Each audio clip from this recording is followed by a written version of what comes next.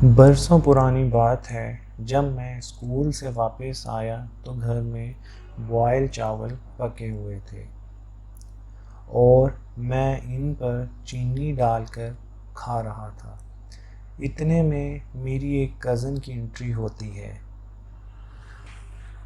اپنی کچھ دوستوں کے ساتھ، جو ہمیشہ خود کو بڑی سمارٹ سمجھتی ہے اور دوسروں کو پینڈو۔ اس نے سیدھا کچن کا رخ کیا اور مجھے چاولوں پر چینی ڈال کھاتے دیکھ کر امی کا پوچھا اور پھر واپس چلی گئی۔ اب اس کی دوستوں میں ایک لڑکی ایسی بھی تھی جو میرا کرش تھی، حالانکہ بڑی تھی پر وہ بے فضول بہت اچھی لگتی تھی۔ میں جلدی سے کھانا ختم کیا اور بڑا بالوں میں ہاتھ پھیرتے ہوئے بہانے سے اس کمرے میں انٹری کی جہاں وہ سب بیٹھی ہوئی تھیں۔ میرے کمرے میں داخل ہوتے ہی کزن نے ایک پنچ مارا، "آ گئے ہو چاولوں پر چینی ڈال کر کھانے والی قوم!" اس کے اس پنچ پر سبھی مجھ پر ہنسنے لگی اور سب سے زیادہ میری کرش مجھ پر ہنس رہی تھی۔ یہ وہ پہلا حادثہ تھا جب میرا دل ٹوٹا تھا۔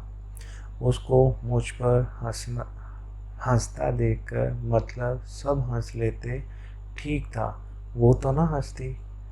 سارا امپریشن پھیکا تو پڑ ہی چکا تھا، پر اس کا یہ پنچ دل و دماغ میں رک سا گیا تھا کہ عمیر بدلہ لینا ہے۔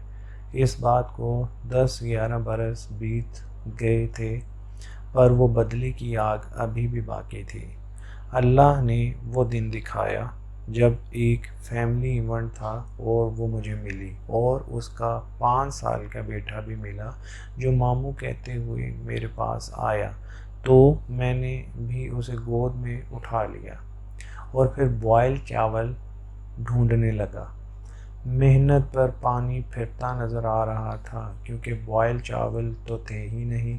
ایونٹ تھا تو صرف ویج پلاؤ تھا۔ میں نے سوچا اسی سے کام چلاتے ہیں۔ میں نے ویج پلاؤ سے ویج نکال دی اور اس پر چینی ڈال کر کھانے لگا، تو اتنے میں بیبی کو میں نے دیکھا اور پوچھا، "کھاؤ گے؟" کہتا ہاں، پھر چھوٹے چھوٹے چمچے کے ساتھ اسے بھی کھلانے لگا اور کچھ فوٹوز کلک کرنے لگا۔ UK میں رہنے والے میرا بدلہ پورا ہو چکا تھا اور وہ فوٹو میں نے سیدھی اس کی ماں کو بھیجی کہ یہ دیکھو کہ UK میں رہنے والوں کا کیا ہی فائدہ جب پلاؤ تو چینی ڈال کر ہی کھانا ہے۔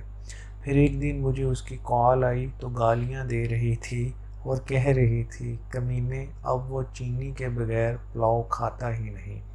اس کی گالیوں پہ غصہ نہیں آ رہا تھا، بلکہ دل کو ٹھنڈک مل رہی تھی۔